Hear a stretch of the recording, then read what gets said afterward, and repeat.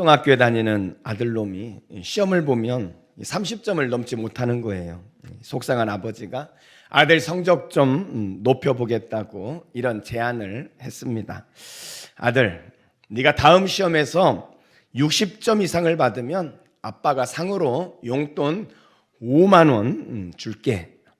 뜻밖의 제안을 받은 아들이 너무 기뻤습니다. 거금의 상금을 얻을 수 있게 된 아들이 시험을 보고는 아빠에게 전화를 했어요. 아빠 좋은 소식 있어요. 아빠가 기대하는 마음으로 야 무슨 소식인데? 하고 물었더니 아들 하는 말이 아빠 60점 넘으면 상으로 5만 원 주신다고 했죠? 그 5만 원 아빠 쓰세요. 화가 난 아빠가 이번엔 당근이 아니라 채찍이 필요하겠다. 그래서 채찍을 하기로 합니다. 아무래도 60점은 무리라 생각이 돼가지고 점수를 조금 낮춰서 이렇게 말했어요. 야 아들, 다음 시험에 너 50점 못 넘으면 그땐 너 내 아들 아니다. 아빠 아들 아니야. 알겠지?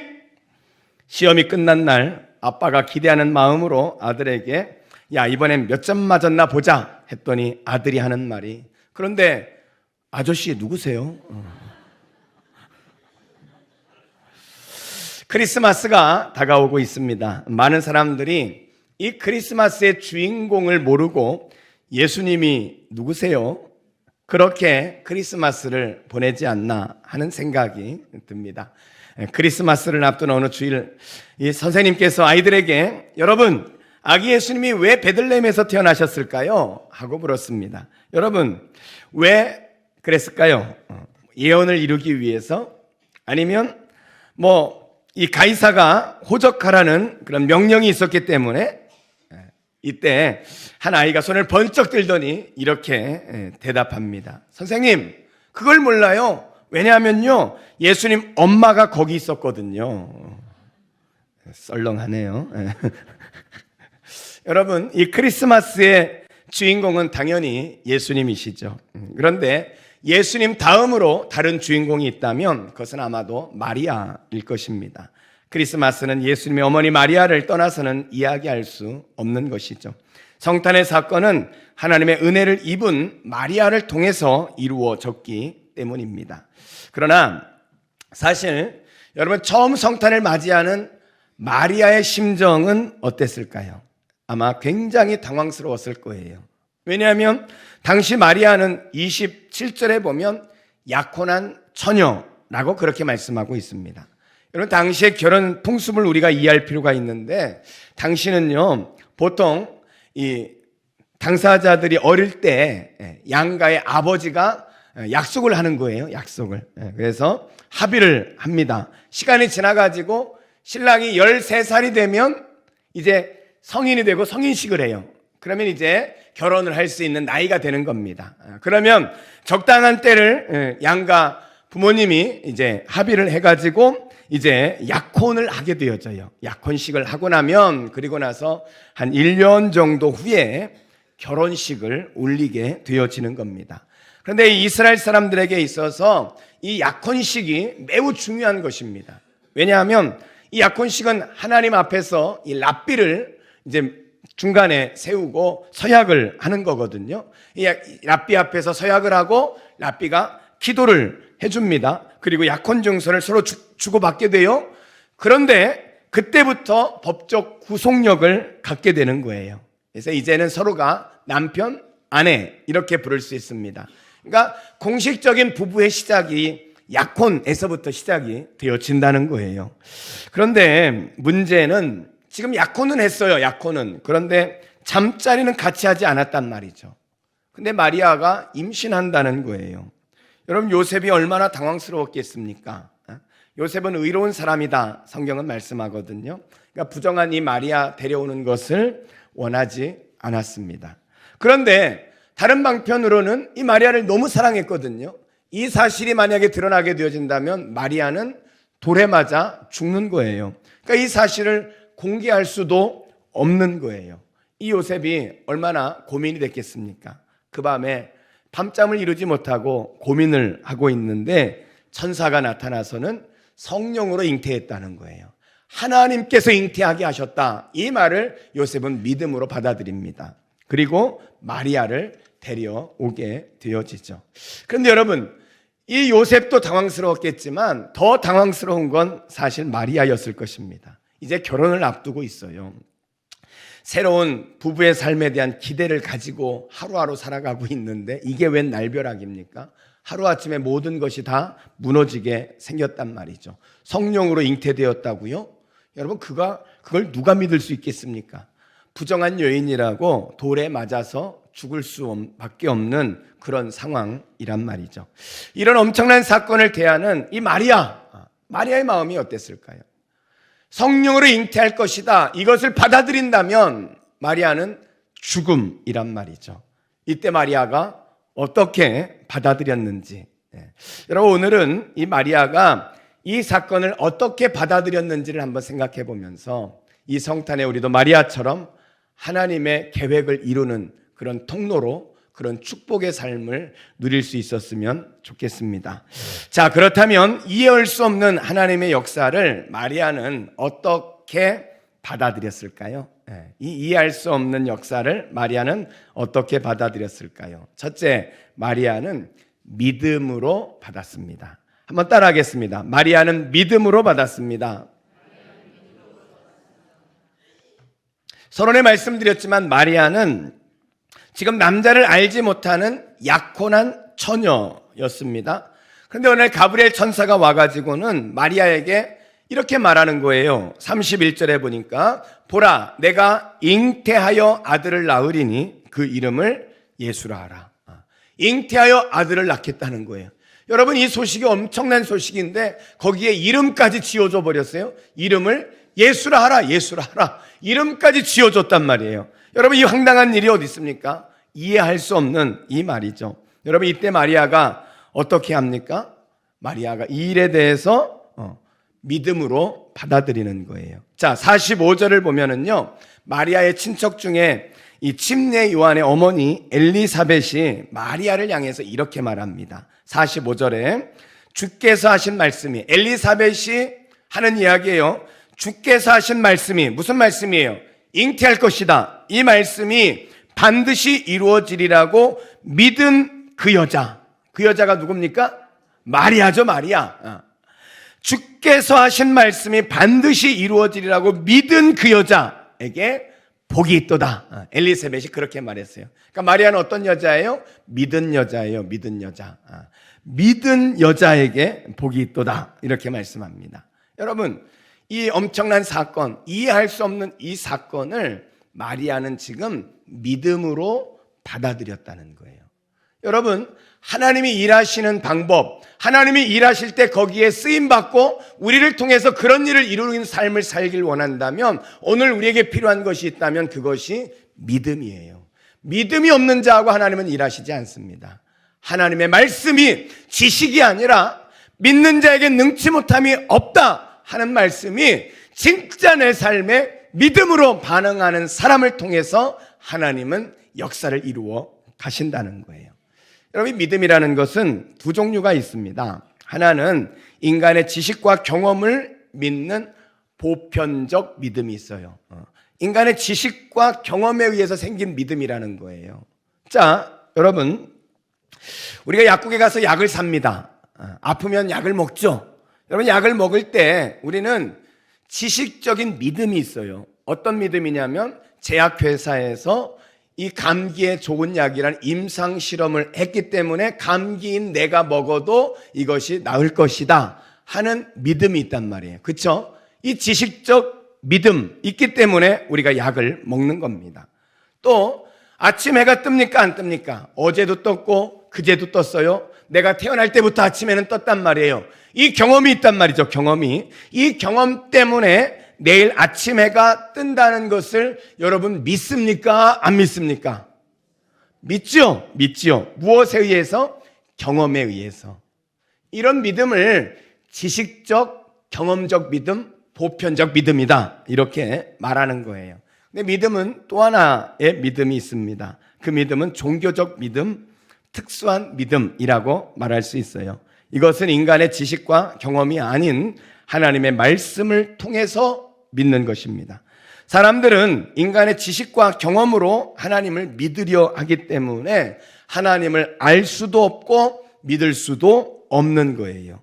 그래서 우리가 하나님을 믿으려면 우리는 세상적인 지식과 경험, 그것을 내려놓아야 그 하나님을 믿을 수 있게 되어지는 것입니다. 여러분, 남자를 알지 못하는 처녀가 잉태했다고요? 인간의 지식이나 경험으로는 믿을 수 없는 일이죠. 이것은 인간의 지식과 경험으로는 받아들일 수 없는 거예요. 그런데 여러분, 마리아가 어떻게 그것을 믿을 수 있었을까? 여러분, 오늘 35절 말씀에 보면 이렇게 기록합니다. 35절에 보니까 대저 하나님의 모든 말씀은 능하지 못하심이 없느니라. 마리아는 뭘 믿었어요? 하나님의 말씀. 그 말씀은 능치 못함이 없다 하는 이것을 믿은 거예요. 인간의 지식, 인간의 경험, 그것을 넘어서서 내려놔서 하나님의 말씀은 능치 못함이 없다, 이것을 믿었다는 거예요. 여러분, 사람의 말이라는 것은요, 부도가 납니다. 사람이 말했지만 그 말이라는 것은 믿을 수 없을 때가 많아요. 그런데 하나님의 말씀은 믿으면 능치 못함이 없다는 거예요. 여러분, 우리가 믿는 믿음은 하나님의 말씀을 믿는 거예요. 사람의 말이 아니고 세상적 지식이 아니라 살아계신 하나님, 그 하나님의 말씀을 믿는 거예요. 이 지식과 경험을 극복하고 그 말씀을 믿을 때, 그때 우리는 하나님이 일하시는 그 일을 우리가 할 수 있게 되어진다는 것입니다. 사랑하는 성도 여러분, 하나님께서 인간의 몸을 쓰고 이 땅에 오신 이 성탄에, 아니 남자를 알지 못하는 처녀를 통해 아이를 낳게 하신 이 성탄에 마리아가 하나님의 말씀을 믿은 것처럼 전 여러분들이 지식과 경험을 넘어서 믿음으로 그 사실을 받아들일 수 있길 주의 이름으로 축원합니다. 이 정진홍 씨가 쓴 책 중에 완벽의 충동이라는 책이 있어요. 그 책에 보면 이런 이야기를 소개합니다. 1954년 전까지요, 사람들은 1마일은 우리로 미터로 계산하면 1600m 정도, 약 1600m 정도 되는 거리인데 1마일을 4분 안에 달리는 것은 불가능하다. 사람들은 그렇게 믿었습니다. 당시에 의학적으로나 당시에 사람들의 생각이 어떤 생각이 있었냐면 1마일을 4분 안에 달리면 인간의 폐와 심장이 터져버린다, 이렇게 생각을 했어요. 그리고 이 달리기가 너무 극심한 스트레스 그리고 긴장이 있기 때문에 만약에 4분 안에 달리면 뼈가 부러지고 근육과 인대가 찢어진다, 이런 믿음이 있었습니다. 그러니 누가 4분대 벽을 넘어보겠다고 누가 감히 도전할 수 있겠습니까? 그런데 그런 인간적인 믿음, 인간적인 지식의 한계를 극복한 사람이 하나 있었어요. 영국의 옥스퍼드 대학의 의대생이었던 이 로저 베니스터, 이 사람은 의학적으로 이 문제에 대해서 연구를 했어요. 그리고 육체적으로 피나는 훈련을 합니다. 그래서 1954년 5월 6일 심장이 터질지 모를 정도의 각오로, 폐가 파열될 수 있다는 각오를 가지고 1마일을 달려갑니다. 그래서 마침내 결승점에 들어온 뒤에 그는 의식을 잃어버리고 쓰러지게 돼요. 근데 그의 기록이 얼마인 줄 아십니까? 3분 59초 4. 3분 59초 4였어요. 인간의 능력으로는 주파할 수 없다고 여겨졌던 이 마의 4분이 돌파한 겁니다. 그분이 작년에 돌아가셨습니다. 작년에. 안 죽었어요. 달리고 나서 작년에 죽었어요. 작년에. 그런데 여러분, 더 놀라운 사실은요, 인간이 넘을 수 없다고 믿었던 이 4분 벽이 로저에 의해서 깨어지고 나서 한 달 만에 무려 10명의 선수가 그것을 돌파했고요. 1년 후에는 30명의 선수가, 그리고 2년 만에 300명이 마의 4분 벽을 돌파했다는 거예요. 여러분, 인간이 갑자기 빨라졌습니까? 이 저자는 마음의 장벽, 이 마음의 장벽을 로저가 깼기 때문이다, 그렇게 말합니다. 인간의 한계는 육체의 한계가 아니라 마음의 한계였고 심리적 장벽이었다는 거예요. 여러분, 현재 1마일 최고 기록이 얼마인 줄 아십니까? 1999년에 세운 3분 43초 13입니다. 저는 이것을 우리의 믿음에 접목시키고 싶습니다. 여러분, 사람들은 지식과 경험으로 믿음의 한계치를 정해놓고 그 지식과 경험으로 이해되어질 수 없는 것에 대해서는 그것은 있을 수 없다, 장벽을 치고 그리고는 한계를 지어버리는 것입니다. 그러나 여러분, 기억하십시오. 이 믿음은 지식과 경험의 한계를 넘어서 하나님의 말씀은 믿음대로 되어진다는 그 믿음은 하나님이 책임지시고 하나님이 역사하셔서 하나님이 이루시게 되어지는 것입니다. 전 여러분들이 인간적 얼마 되지 않는 지식, 얼마 되지 않는 그 경험을 가지고 하나님을 한계 짓지 말고 믿음으로 반응하는 여러분이 되시기를 주의 이름으로 축원합니다. 두 번째로, 이해할 수 없는 하나님의 역사를 마리아는 첫째는 믿음으로 받았다 그랬죠. 두 번째는 은혜로 여겼습니다. 한번 따라하겠습니다. 마리아는 은혜로 여겼습니다. 그것을 믿음으로 받아들였어요, 하나님의 말씀을. 그런데 하나님이 자기 자신을 쓰시겠다 하는 것을 마리아는 그것을 은혜로 여겼다는 거예요. 자, 28절을 보면 천사가 이렇게 말합니다. 천사가 마리아에게 그에게 들어가 이르되 은혜를 받은 자여 평안할지어다, 주께서 너와 함께 하시도다. 30절에서는요 천사가 이르되 마리아여 무서워하지 말라, 내가 하나님께 은혜를 입었느니라. 여러분, 처녀가 잉태하고 돌에 맞아 죽게 될 이 상황을 하나님은 은혜를 입은 거라는 거예요. 은혜를 입은 거래요. 어찌 이 일이 은혜를 입은 것입니까? 마리아 입장에서는 지금 이 일 때문에 돌에 맞아 죽게 됐어요. 자신의 인생이 송두리째 다 날아갈 수밖에 없는 그런 상황이란 말이죠. 그런데 어찌 이게 은혜란 말이에요? 여러분, 마리아 입장에서 생각하면 그렇게 생각할 수 있는데 우리의 생각을 조금만 전환해서 다시 마리아 입장을 생각해 보십시다. 여러분, 하나님께서 이 엄청난 이 사건, 처녀가 잉태해야 되는 사건, 그래서 돌 맞아 죽을 수도 있는 이 사건을 하나님 입장에서 누구에게 맡길 수 있겠습니까? 여러분, 그것을 아무에게나 맡길 수 있겠어요? 그럼 아무나에게 맡길 수 있겠습니까? 아무에게 못 맡기죠. 믿음이 없는 사람에게 하나님은 맡길 수가 없는 거예요. 이 일에 대해서 하나님이 수많은 당시의 처녀들을 다 살펴봤어요. 그런데 이 일을 감당할 수 있는 사람은 딱 하나밖에 못 찾은 거예요. 그게 누구예요? 마리아예요. 마리아에게 그만한 믿음이 있다는 것을 하나님이 아셨기 때문에 그에게 맡긴 거예요. 그래서 이게 마리아의 입장에서는 은혜라는 것입니다. 여러분, 우리가 하나님께 쓰임받는 것이 은혜라는 생각을 여러분 하십니까? 하나님께서 나를 목자로 사용하신다, 나를 팀장으로 사용하신다. 여러분, 그것이 은혜라는 생각을 해보셨어요? 아유, 팀장 되면 봉사도 더 많이 해야 되고, 목자 되면 그 말도 안 듣는 목원들 내가 또 이게 목양을 해야 되고, 이게 무슨 은혜, 이게 무슨 은혜야? 이런 생각이 돼요. 부담이 되죠. 그렇죠? 그런데 반대로 여러분, 하나님께서 그 일을 맡기셔야 되는데 아무에게나 맡기시겠습니까? 아무에게나 맡기시겠냐고요. 하나님은 믿음 있는 사람, 감당할 수 있는 사람, 그래서 마침내 하나님의 그 일을 통해서 영광을 드러낼 수 있는 그 사람에게 맡기는 거예요. 여러분, 제가 어려운 일이 있어가지고 누군가에게 부탁을 해야 돼요. 어려운 일에 대해서 부탁을 해야 되면 제가 제일 먼저 누구를 떠올리겠습니까? 누구 떠올릴 것 같아요?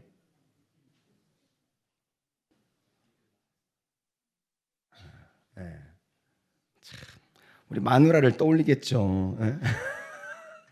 제일 어려운 일, 누구에게도 부탁하기 어려운 일이 있으면 아마 저는 순위를 따질 거예요. 그렇죠? 이 일에 대해서 제일 열심히 해줄 사람이 누굴까? 그 순서를 따질 겁니다. 1순위가 누구냐? 저는 우리 마누라예요. 마누라. 사실 지난 여름에 시골의 이 작은 교회 목사님이 아이 대학 등록금 때문에 걱정하시는 거예요.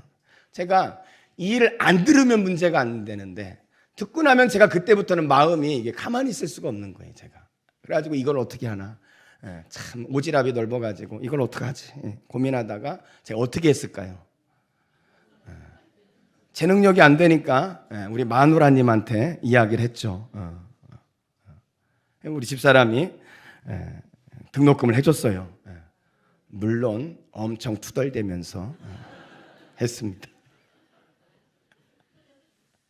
여러분, 어려운 일을 부탁할 때 누구에게 부탁하겠어요? 가장 믿을 만한 사람, 내 어려움에 대해서 같이 해줄 수 있고 공감해 줄 수 있는 사람, 그 일을 맡기면 반드시 그 일에 대해서 최선을 다해서 해줄 수 있는 사람에게 그 일을 맡기는 거예요. 아무에게나 부탁하는 게 아니라는 거예요. 여러분, 하나님의 직분을 받아서 하나님의 일을 하는 것이 은혜라는 거예요. 그래서 하나님이 아무에게나 맡기는 거 아니에요. 아무에게나 맡깁니까? 당시에 수많은 여자가 있었지만 오직 믿음의 사람 마리아를 하나님이 택하셔서 그에게 맡기신 거예요. 저는요, 여러분들이 하나님께서 일을 맡겨주셔서 그 일을 하고 있다면 여러분, 그게 은혜라는 것을 아세요. 나 같은 사람에게 하나님이 이 일을 맡겨주시다니, 그래도 내 믿음을 그래도 하나님이 칭찬하시고 그래도 내 믿음을 하나님께서 인정해 주시기 때문에 내가 그래도 이 일을 맡을 수 있는 거지. 야, 나 같은 게 뭔데? 하나님 감사합니다. 이 고백이 디모데전서 1장 12절의 바울의 고백입니다. 나를 능하게 하신 그리스도 예수 우리 주께 내가 감사함은, 바울이 감사하는 이유가 뭐냐? 나를 충성되이 여겨 내게 직분을 맡기심이니. 하나님이 내게 직분을 맡겨주신 것에 대해서 바울은 너무 감사한 거예요. 왜요? 자기는 어떤 사람인데 죄인 중에 괴수거든요. 지극히 작은 자보다 더 못한 자거든요. 8달 만삭이 되지 못하고 난 사람, 덜 떨어진 인간이 난데 하나님이 그런 나에게 직분을 맡기시다니, 하나님 감사합니다. 그것을 은혜로 바울은 받아들인 것입니다. 사랑하는 성도 여러분, 하나님이 맡기시는 일, 그것은요 사실 쉬운 것만은 아닙니다. 아까 말씀을 드린 것처럼 이 마리아 입장에서요, 이것을 받아들인다면 돌에 맞아 죽을 수 있어요. 이것을 받아들인다면 자신의 인생이 송두리째 망가질 수밖에 없는 거예요. 그런데 이 마리아는 그런 자신에게 있는 부담을 생각한 것이 아니라 하나님이 자기 자신에 대한 그 마음, 그것을 생각해서 은혜로 여기고 그것을 받아들인 것입니다. 사랑하는 성도 여러분, 저는요, 여러분들이 하나님 앞에 주님 맡겨주신 그 일에 은혜로 여길 줄 알기를 바랍니다. 여러분, 우리가 하나님 앞에 헌신하는데 제일 게 뭐가 있어요? 하나님이 나를 부르셔서 직분을 맡기시는데 내가 따질 게 뭐가 있습니까? 하나님은 나를 위하여 하늘 보좌를 버리시고 인간의 몸을 쓰고 오셨어. 거기에서 끝난 것이 아니라 십자가에 자기의 생명을 내어주셔서 여러분과 나를 위해 피 한 방울 남기지 않고 쏟아부으시면서 그렇게 우리를 사랑해 주셨는데, 그렇게 우리를 구원해 주셨는데, 그 주님 앞에 우리가 어찌 헌신의 한계를 두고 하나님 앞에 그렇게 말할 수 있겠어요? 여러분, 주님의 그 사랑을 생각하면요, 우리가 하나님께 쓰임받는다는 것이요, 은혜예요. 은혜. 성가대로 봉사하시는 게요, 은혜예요. 성실하게 하세요. 열심히 하세요. 한 번 했으면 빠지지 말고 열심히 하세요. 내가 무엇을 하든지요, 하나님 맡겨주신 일이라면, 나를 위해 생명까지 내어주신 하나님 앞에 내가 무엇을 잴 필요가 있겠어요? 우리가 그 일을 은혜로 알고 충성하는 여러분이 되시기를 주의 이름으로 축원합니다. 세 번째로, 이해할 수 없는 하나님의 역사를 마리아는 어떻게 받아들였습니까? 셋째는, 마리아는 순종으로 마쳤습니다. 한번 따라하겠습니다. 마리아는 순종으로 마쳤습니다. 믿음으로 받았어요. 그리고 그것이 은혜구나 하면서 감사했습니다.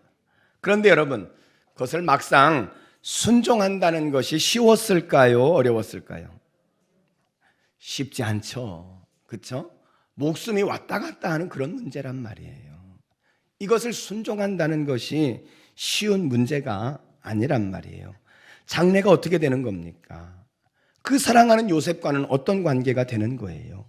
처녀인 마리아가 성령으로 잉태했다면 누가 믿어주겠습니까? 아니, 미친 사람 취급을 하겠죠.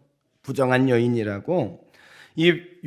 약혼한 요셉의 아이가 아니라면요, 돌에 맞아 죽게 되는 거예요. 그런데 여러분, 마리아가 어떻게 합니까? 38절에 보면 마리아의 고백이 있어요. 저는 이 고백이 정말 좋아요. 저도 이런 고백을 하면서 살기를 원합니다. 38절. 우리 같이 한번 읽어보겠습니다. 같이 읽습니다. 시작.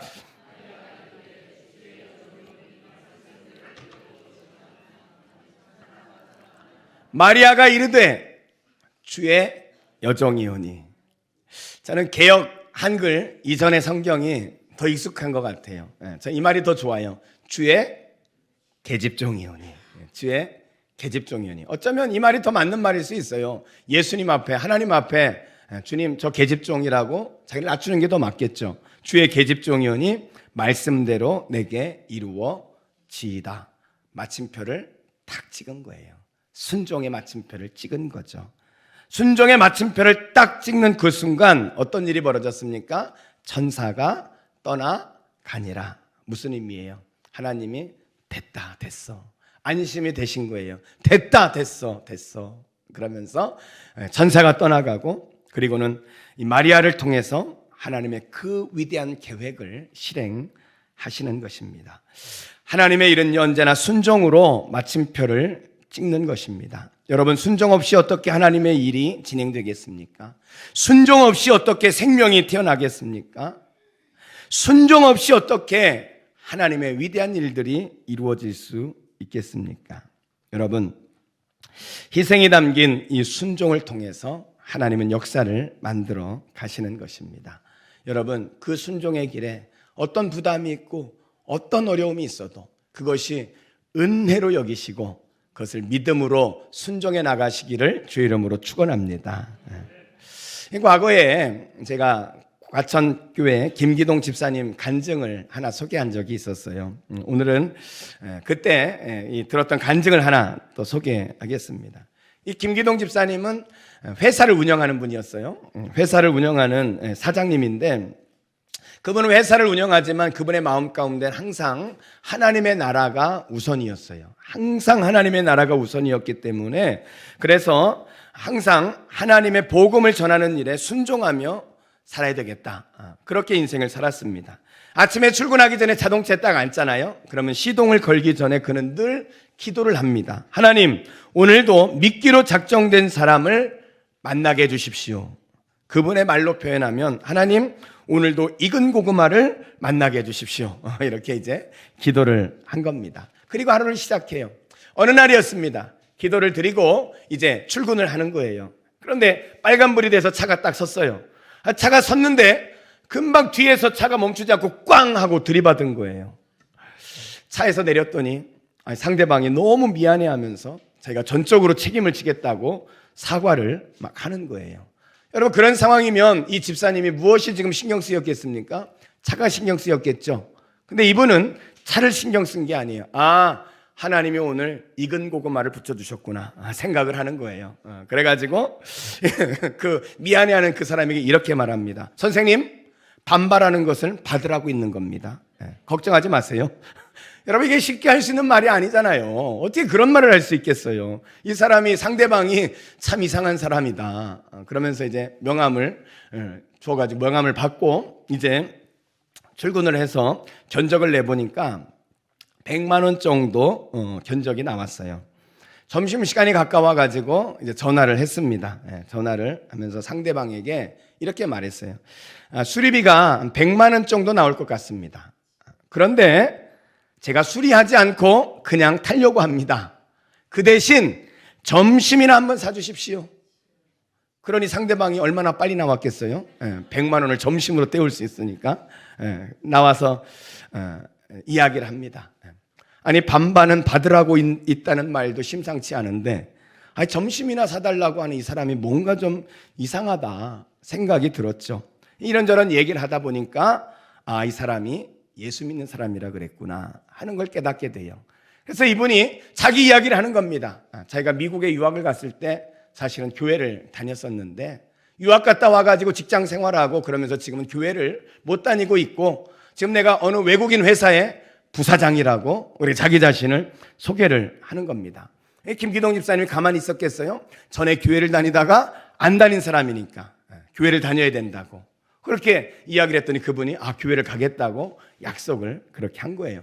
자기에게 이렇게 막 이야기가 한참 진행이 되다 보니까 김기동 집사님이 자기 이야기도 하게 되잖아요. 그래서 자기 사업 얘기도 이렇게 하게 되는데 이 사업에 어려운 문제가 하나 있었던 것을 이야기를 했어요. 부담을 주려고 한 게 아니라 분위기가 좋으니까 서로 그렇게 이야기를 했습니다. 근데 이 사람이 외국계 큰 회사의 부사장이었다 그랬잖아요. 그러니까 이 사람이 그 소식을 이야기를 듣더니 갑자기 전화를 꺼내가지고 여기저기 막 자기 지인들에게 전화를 해가지고 그 문제를 그냥 탁 풀어주더라는 거예요.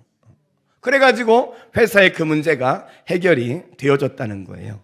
그러면서 이 집사님이 하시는 말씀이 내가 하나님 말씀에 순종했더니 하나님께서 내 사업을 하나님이 지켜주시더라. 이렇게 간증을 하는 것입니다. 여러분 순종하면 그때부터 마리아 인생이 끝장나죠. 순종하면 그때부터 마리아는 죽는 거죠. 돌 맞아 죽는 거예요? 아니었어요. 어떤 결과가 일어났습니까?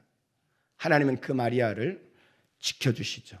하나님의 능력으로 그를 덮어주셨다고 성경은 말씀하고 있습니다. 여러분 그렇습니다. 여러분 우리는 우리의 인간의 지식과 경험으로 한계를 지어놓고 그 이상을 생각하지 않기 때문에 하나님의 원리, 하나님의 위대한 역사들을 경험할 수 없게 되어지는 것입니다.